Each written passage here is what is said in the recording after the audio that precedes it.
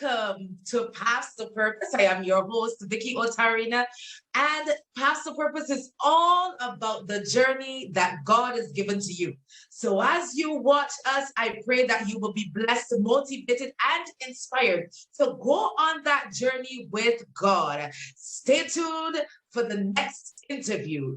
God bless you.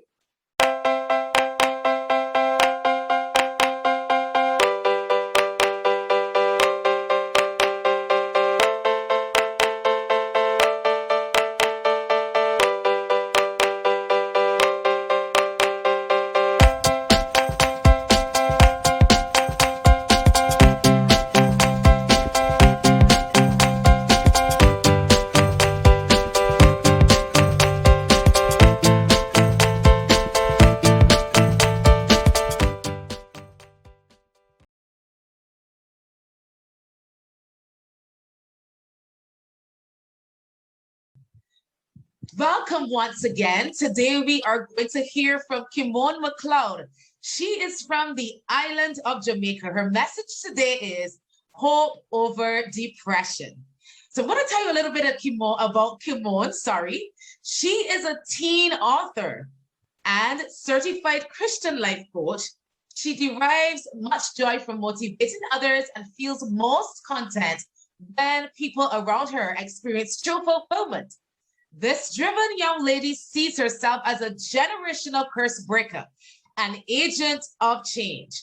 She loves to write, read, and inspire others. She now finds herself developing an interest in public speaking as well.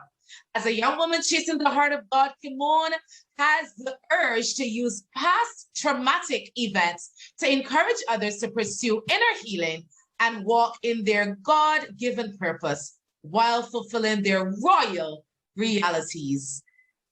Thank you for coming and being with us today, Kimone. It is a pleasure to have you here. Thank you so much. And it's a pleasure to be here too, Vicky. Thank you so much for having me. You are most welcome. So today we're talking about hope over depression. Let's talk about purpose. What do you consider purpose to be? So for me, purpose is what you are created for, the reason that you were created, what God has ordained you to do.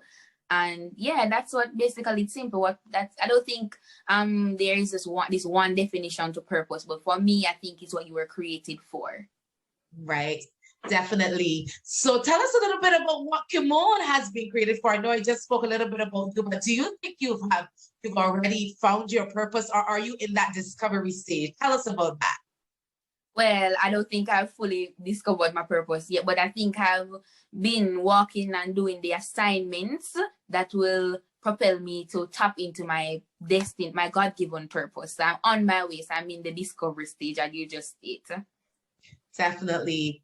So tell us about the journey itself and talk a little bit about the Kimone Before. Who was Kimone Before, and how did she become this author today, this speaker, this person with a great desire for helping others to use their traumatic experiences to find Jesus Christ and so on? Well, my life before Christ, it's insane. Insane. That's the best way I could say it. Before now, like when I talk about negative, like everything that comes out my mouth is negativity. My friends would always say, girl, when you speak, we get depressed. Sometimes we don't want to hear you because you don't have anything nice to say. You're so negative. And I think it stems from a place because I grew up very poor. I grew up with only my mom and my siblings, and my dad died at a very young age. And I don't know, many a person that have Caribbean background, that parents are not very sentimental. My mother was very rough. Like, I cannot recall a day in my life my mother ever looked at me and said, Kimone, I'm proud of you, or I love you. It's always some rush or, and I always, like, that one makes me very angry. Like, a lot of persons would say, you're so rough. Like, calm down. Like, for a girl, you're so rough. And I think that's where it stems from. Growing up in poverty, I went to school without a lot of things, without resources. I could hardly find it to just go about to provide for my daily needs, Then I started to hang around persons that were just not heading in a direction that I that I had envisioned for myself. You know, I got caught up in gambling, drinking, partying, fornicating, all that.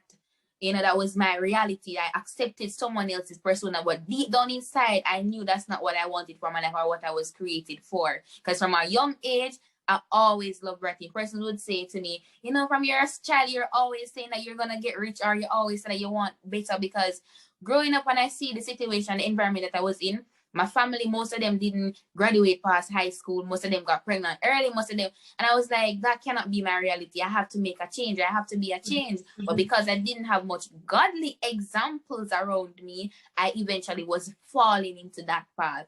Now, what got me out? God, of course, because like I don't know how. I always say, how do people live life without Christ? I cannot, like, it sucks. It sucks. Like, why do you want to sit down trying to figure out life on your own?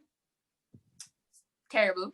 So I remember just one day, things were just very hard with me. Like I was in my peak of doing my examinations to propel myself in life, you know, to go to university and stuff. I was in my peak of just, you know, turning into a young adult and stuff like that. And I remember I didn't have anything to eat, or, you know, I was having a very bad day, and I was in my room laying down. I was just crying out to God to say, God, what is this? Is this how my life will be for the rest of, like, this cannot be it. Like, help me out of this. And then I remember there was a tragedy that happened. I lost a friend or a schoolmate, and I began to go to church because, like, there was something that told me that, it's time for you to try a next route, I find a different route. And I started to attend church. And while attending church, I realized things were just coming in place. My friends were always there, you know, to encourage me, but there was this next level experience that I felt when I started to go to church. And then I remember there was this lady I met at my school.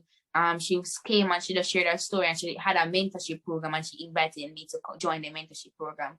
And from the day of starting that mentorship program, initially when I started, I was like, this ain't for me. Like, this cannot be it.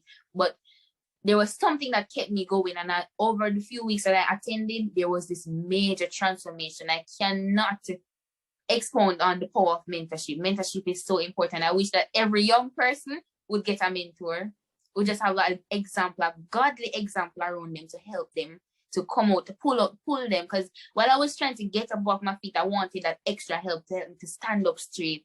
And that was what mentorship did for me. So yeah, that's basically it.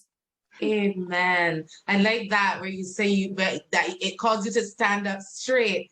So you talk about the importance of you being one to break the generational curse. So tell us about that. What is it that you know that God has called you to do, or how are you right now being that pace setter in your generational line, that you're breaking these things and you're declaring, not my children, not those to come? Well, tell us about some of those things. Well, first and foremost, I'm a university student. First, to attend university in my family, well, that's a big accomplishment. I recently got a feature in the local papers, the Jamaica Gleaner, and can I tell you how everyone in my family is elated? They're like, this is the first that someone in our family has reached this level. We are so proud. And that just put in me that, you know, I'm the difference in my family, and for my siblings to come, for my children to come, from the future generation, I would set that example, I would make that pavement to say, if Kimone can do it and she rose from that, in those adversities, she stood up and tried to go after what she wants, chase after her dreams, then why can't I do it? Why can't I do it? You know, a lot of persons in my family, or even a lot of persons can relate to this, and they say, oh, once you graduate high school, you need to get a job, you need to start. I'm big on education, I'm big on a career. I want to formulate a career. I want to be in a career where, if I want to have many careers, multiple streams of income, if one thing is not working, there's another way. And a lot of persons, like, at age 20, why do you sit down and think about having a family, having career? I'm like, I did not experience that growing up. I don't know much of my family members being married. They have kids, but they're not married. I want to have a godly marriage. I want to be married before I have my child. Those are some of the things that I believe today, especially now that I'm in Christendom and I know the importance of. I wish that someone would have taught me that. And I want to be that example for my generation and other persons around me. I want to help them to know that, you know, where you're from does not define you. You can stand up in the midst of adversities. Amen. What an inspiration. Where you're from, it doesn't have to determine your future, where you are today or what you become tomorrow. So with that being said, what would you consider to be some of the things that can prevent you, some of the things that can stop you from becoming all that God has called you to be, or from having that mindset of realizing that who you are today, you don't have to be who you are yesterday. You don't have to be today nor tomorrow. What are some of those things that can prevent us from having such a positive mindset? Well, I can just say one word and it covers everything. Insecurities. Insecurities. A lot of us struggle with insecurities. Procrastination falls under insecurities. Fear falls under insecurities. And a lot of us, fear is hindering us. Fear is going to be our biggest setback because we're fearful. We're fearful. We don't want to go out and do. But guess what? If you remain fearful, you're going to, 10 years from now, you're still going to be at the same place, stuck in fear. So guess what? Get up, do it anyway. You're fearful, do it anyway, because there's going to be a change. You don't want, why did you start in the first place? Not to be stuck in the same situation. You want to move up, you want to elevate. And if you remain in fear, you'll not move up. So guess what? Step out in faith. So it's faith over fear all the time. Amen. Powerful. I am being blessed. You're such a powerful, motivational speaker. I am truly being blessed today. So give the youth and everyone else that will be watching this video some advice on how to overcome and become a purpose-driven individual in this time. Believe bigger. Believe in yourself. It starts with believing in you. If you don't believe in you, I don't think no one else will take you seriously. They always say, I always hear us saying, seeing is believing, but I don't agree. I think that believing is seeing, because once you start believing in something, then that's when it starts to manifest. So believe, and dream bigger. God opened big doors for big dreamers. Don't limit yourself. Don't think that, oh, no, probably that's too big. No, nothing is too big for God. So dream bigger. Then I would say, try to find help, mentorship, counseling, something, you know, find someone that will help, because there are persons out there that will help you. Well, you'll need persons. No man is an island, right? No one is an island. You're going to need someone in your corner. So try to find persons and assert yourself, get acquainted with them, surround them, and then try to get uplifted. Amen. Thank you so much. So I want now to talk about the book. You are a co-author in the teen version of Royal Reality. Is that the name? Living a Royal Reality. So tell the listeners about this book, how you got the strength and the courage to become this writer, and tell us where we can find this book and what it's all about, what the reader will get from this book. All right, so Living a Royal Reality Teen Edition, it was written by 11 courageous teen girls on identifying and discovering your purpose, you know, walking in your God-given purpose. So we share our experiences, 11 girls, different background, different stories, but we all had one aim: to follow Christ. To follow Christ. And there are also, I think there's 4 or 5 visionary, no, 1 visionary author, but there are 4 or 5 persons, adults, that wrote to their younger selves in it, letter to their younger selves. It's really, really good, especially for young teenagers or young adults. Yeah, it's really good. The book is on Amazon. It's on Amazon, and for the local viewers who are in Jamaica, you can always reach out to me. And we have an Instagram page as well, livingaroyal.reality on Instagram. All right, so how I get started? How did I even write the book? First and foremost, I must say, when it was time to write this book, I did not want to do it. So as I mentioned earlier, earlier I talked about this lady that I went to mentorship with. The mentorship was towards writing the book. I remember when it was time to write the book, and she said to me, she said to the group that, oh, you know, the manuscript is due on X date. Find a title and write on it. And I sat down and I was like, what am I going to write on? I do not know what to write on. And I went to her and I was like, you know, I don't think I'm coming back to mentorship because I don't think this is for me. I don't know what to write. And I'm not motivated. And she said, okay. And I was like, she just said, okay, nothing. Anyways, I got up and I went home. And when I went home, I got a message from her in the night. Oh, by the way, I still need my manuscript tomorrow morning. And I was like, this lady is crazy. But she was very serious. And I don't know, she did not say it with any form of demand or put any fear in me. But there was something in the statement that she said that unctioned me to get up and write about it. And I got up and I said, God, I don't know what to write, but I'm just going to write. I'm just going to write. And I wrote the chapter. And when I wrote it and I shared it, everyone was saying, wow, my chapter spoke on don't settle for ordinary, be extraordinary. And that's the reason why I always encourage persons to dream big. Don't settle because God has so much in store for you. God has called you to do more. But when you settle, you're basically omitting the mission that God has for you. So don't settle. Chase after extraordinary. And that's just what the message that I shared in the book. And there are so many other different lessons that you can learn from this book. So I would encourage a young person, even if you're not a young person, you can get the book and bless someone else with it.